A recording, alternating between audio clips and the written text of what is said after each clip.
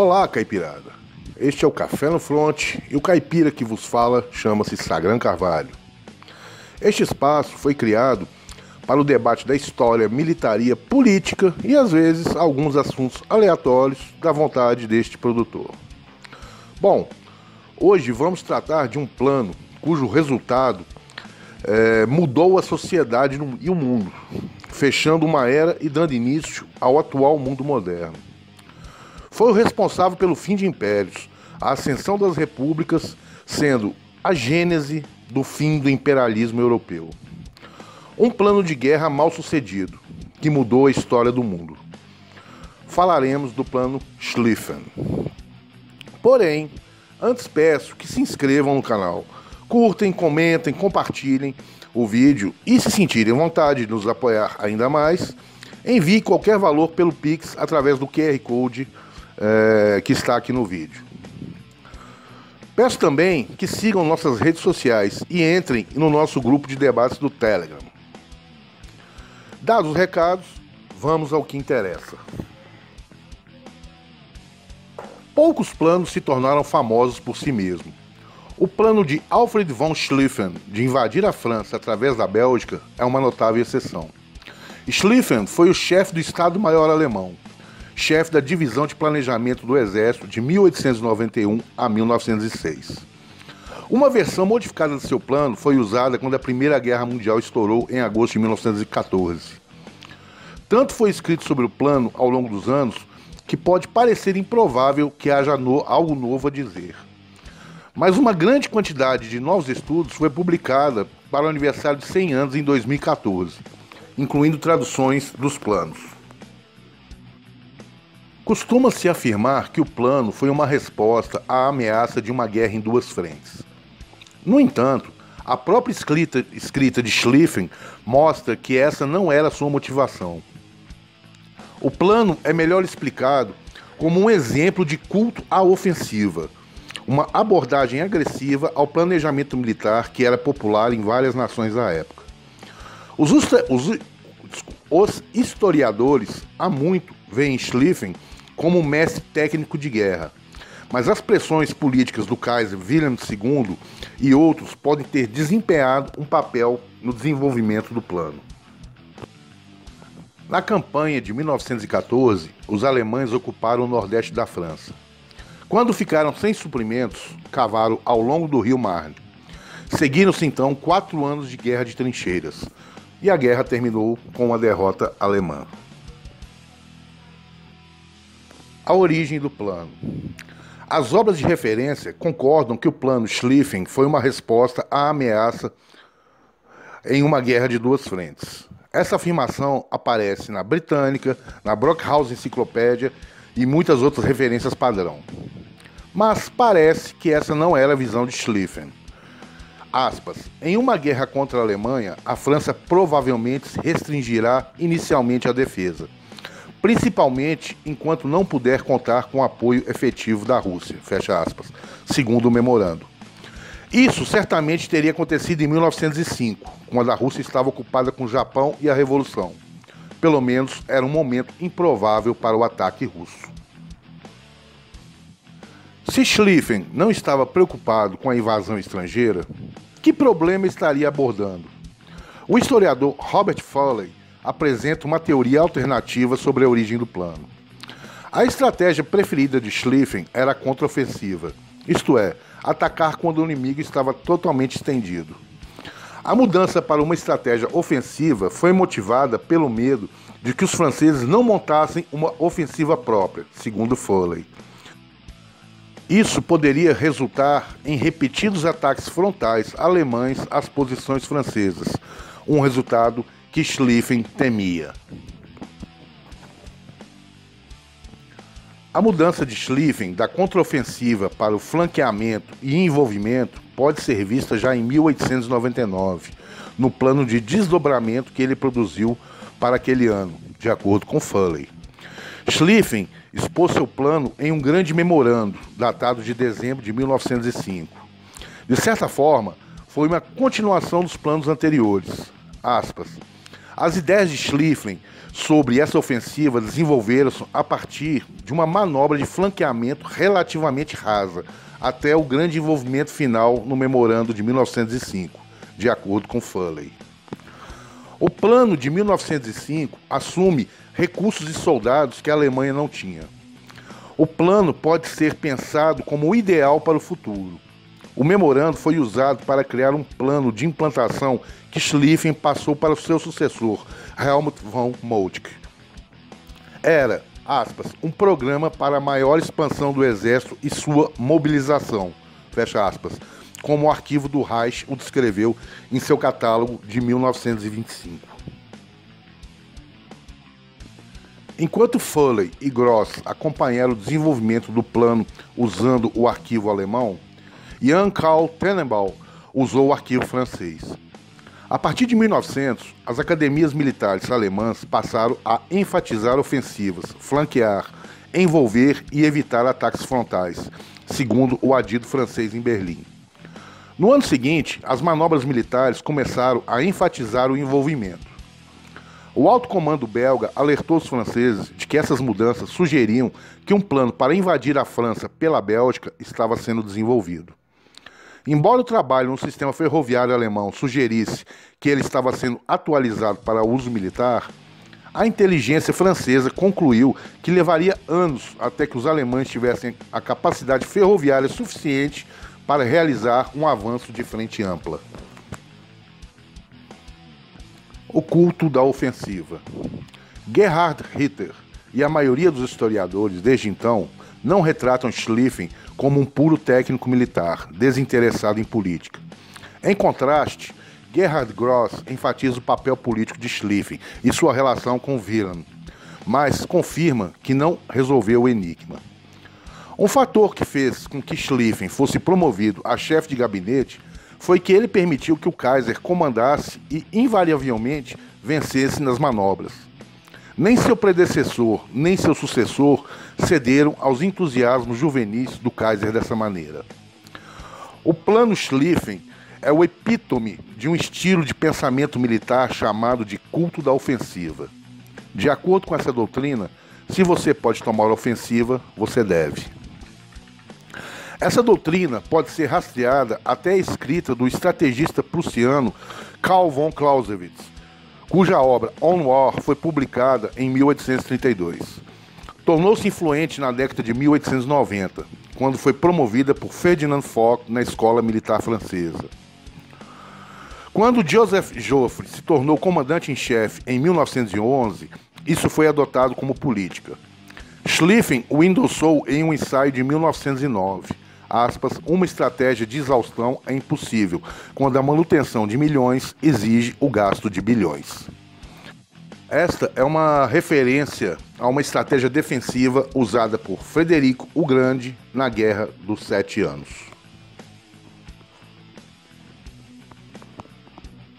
Onde está a Rússia? Uma característica notável do memorando de 1905 foi que ele se concentrou exclusivamente na França e ignorou a Rússia. Wilhelm estava tentando melhorar as relações com a Rússia em 1904 e 1905. Então, ele pode ter pedido a Schlieffen para não distribuir planos para um ataque à Rússia para evitar que as relações fossem prejudicadas. A guerra de inteligência também pode explicar a tendência de Schlieffen de exagerar os recursos sob seu comando, incluindo o uso de divisões fantasmas. A preocupação do Kaiser de que os planos pudessem vazar era bem fundamentada.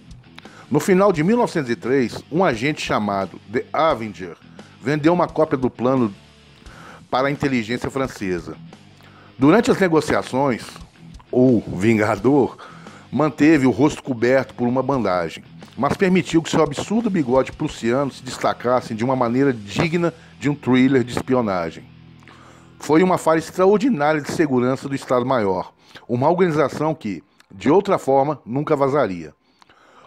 O oficial traiu a Alemanha ou Schlieffen plantou documentos para ajudar nos esforços diplomáticos do Kaiser? Aí está uma pergunta da qual nunca teremos a resposta. Crises na Rússia e no Marrocos.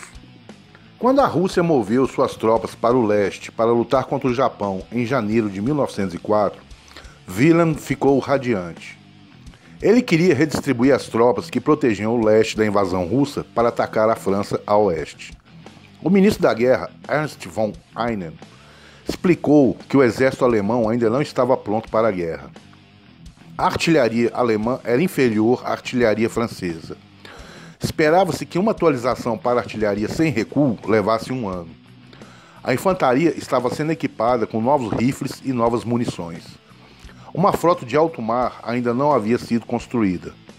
O maior problema de todos era que o público alemão não apoiava uma guerra pelo Marrocos e que os socialistas pudessem se revoltar, como acabara de acontecer na Rússia. O plano Schlieffen ficou adormecido nos anos seguintes, enquanto o governo alemão canalizava recursos para a construção de uma frota de alto mar. O incidente de Agadir, em 1911, convenceu os alemães de que a aliança anglo-francesa era sólida. A Alemanha não poderia superar uma frota combinada, então a estratégia naval foi abandonada e os recursos foram transferidos para o exército. Anos de propaganda da Liga Naval e da Liga Pan-Germânica tiveram impacto. O público alemão era muito mais beligerante em 1911 do que em 1905. O Reichstag aprovou expansões do exército em dezembro de 1911, outubro de 1912 e principalmente em julho de 1913. Por que o plano Schlieffen falhou? A visão de que o plano era uma obra-prima militar foi promovida na década de 1920 por um grupo de escritores chamado Escola Schlieffen. O grupo trabalhou com o arquivo do Reich para reabilitar a imagem dos militares alemães. Seus pontos de vista permaneceram incontestados até 1958, quando Gerhard Ritter escreveu The Schlieffen Plan, Critic of a Myth. Ritter respondeu à pergunta que agora atormenta os alunos britânicos quando eles fazem um exame de nível. Por que o plano Schlieffen falhou? Infelizmente, os resultados não atestam bem o estado da educação britânica. As respostas dos alunos que vi enfatizam que os belgas retiveram os alemães por 10 dias em Liège, ou que os britânicos os retiveram em Mons. Essas ações supostamente impediram que o plano fosse concluído nas 6 semanas previstas. Schlieffen propôs uma ofensiva total contra um exército cujo poder de fogo era aproximadamente igual ao dele. Uma ofensiva bem-sucedida requer que o atacante tenha uma vantagem significativa em termos de poder de fogo ou outra coisa. A única vantagem que a Alemanha tinha era o foco obstinado dos militares franceses em Lorraine. Como este setor estava bem fortificado, o ataque não preocupou muito os alemães. Os franceses tinham linhas internas de comunicação e um sistema ferroviário para redistribuir para contra-ataques.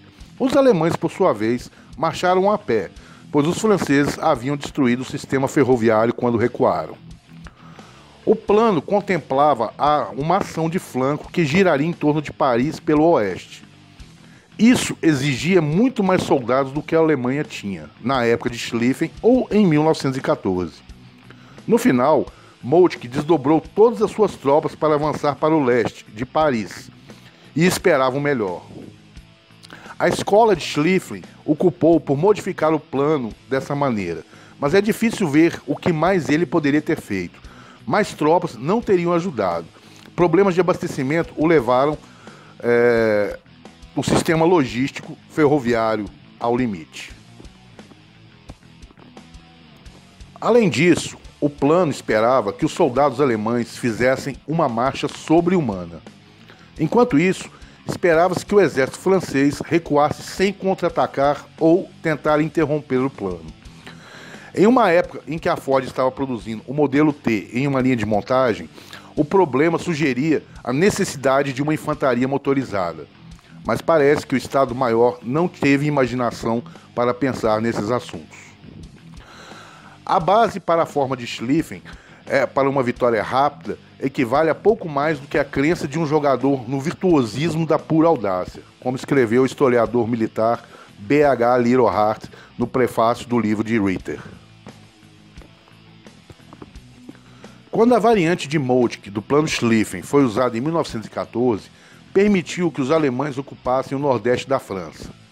No momento em que chegaram ao Marne, eles estavam exaustos e haviam esgotado seus suprimentos.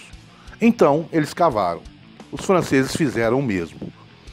Embora muitos escritores assumam que o plano era um segredo bem guardado, Schlieffen escreveu isso para a Deutsche Revue em 1909.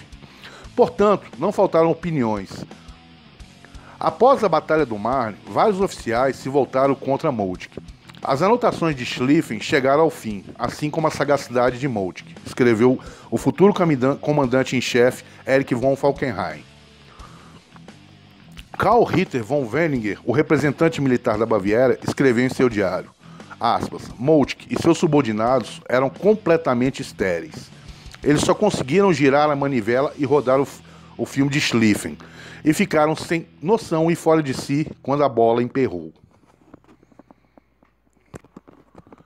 Resposta francesa. Se o plano de Schlieffen deu certo, foi porque os franceses não conseguiram aproveitar suas linhas interiores para lançar contra-ataques. Em vez disso, o comandante Joffre se concentrou em uma ofensiva para recuperar a província perdida de Lorraine. Isso estava a serviço de um antigo sonho dos nacionalistas chamado revanche. Para a inteligência francesa, a expansão do exército alemão confirmou a correção do foco de Joffre em Lorraine. Certamente, as forças adicionais seriam usadas para tentar um avanço nesse setor. A rota pela Bélgica era, portanto, um flanco desprotegido, quando a guerra estourou em agosto de 1914.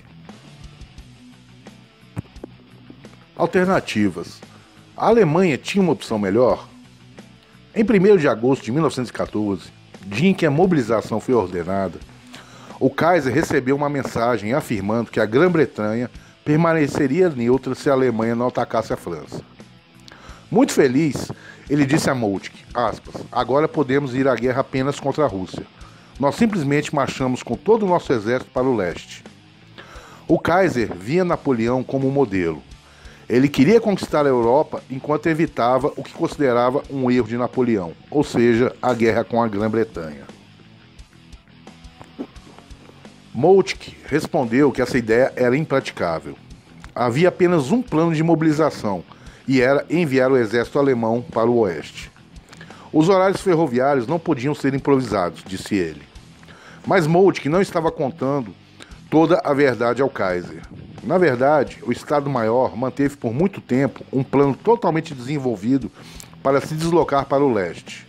Além disso, o general Hermann von Stab, chefe do departamento ferroviário, realizava exercícios anuais para garantir que seu Estado-Maior tivesse experiência em improvisar horários. Quando soube das observações de Moltke após a guerra, ele publicou um livro para mostrar como as mudanças propostas poderiam ter sido feitas. Schlieffen nunca se comprometeu com o ataque contra a França, mas manteve um plano alternativo chamado Aufmarsch II para jogar na defesa no oeste enquanto montava uma ofensiva contra a Rússia. Essa estratégia é sugerida pelo extenso sistema de fortificação alemã na Lorena e na Alsácia, que foi construído ao longo de muitos anos. Os vários anéis de fortes ao redor de Metz foram projetados como uma armadilha mortal para os franceses. Mas a ofensiva alemã pela Bélgica fez com que esse investimento fosse desperdiçado, junto com todo o esforço. O arquivo do exército em Potsdam foi destruído por um ataque aéreo britânico em abril de 1945. Por muito tempo, pensou-se que os planos de guerra de Schlieffen foram destruídos.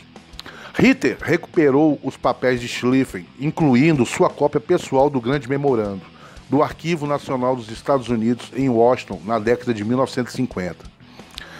Entre 1996 e 2000, os registros do arquivo do Exército da Alemanha Oriental, em Potsdam, foram transferidos para o Arquivo Militar Alemão em Freiburg.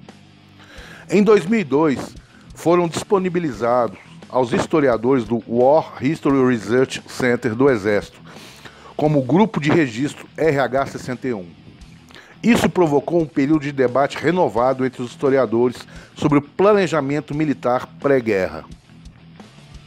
Um conjunto completo dos planos de desdobramento de 1893 a 1914 acabou sendo traduzido e publicado em 2014. Caipirada, este vídeo foi baseado num artigo publicado por Peter Kauffner em War History Online. E aí, o que acharam? Concordam com ele? Deixe seus comentários aí e digam se gostaram, discordaram ou não da tese base de Kauffner. Um abraço a todos. Lembro novamente, peço que compartilhem, se inscrevam na página e apoiem esse espaço na divulgação e apresentação do mesmo para mais pessoas. Um abraço, bom dia, boa tarde, boa noite. Que Deus fique com vocês.